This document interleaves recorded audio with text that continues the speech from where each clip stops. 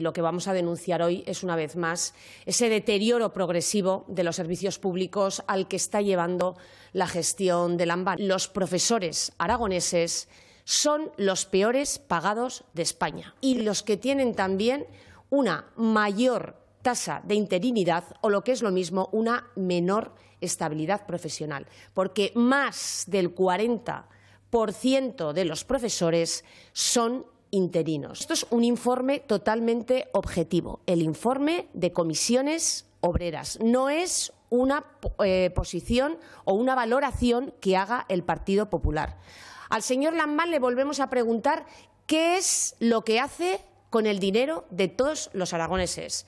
¿Dónde está, señor Lambán, el dinero de todos los aragoneses que usted recauda más que el resto de las comunidades de España? Los aragoneses pagamos una media de 170 euros más que el resto de españoles.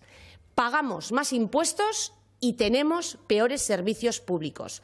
A esto nos ha llevado la gestión del Partido Socialista, la gestión del AMBAN en estos 8 últimos años, a pagar más impuestos los aragoneses y a tener peores servicios públicos con un deterioro progresivo que no para.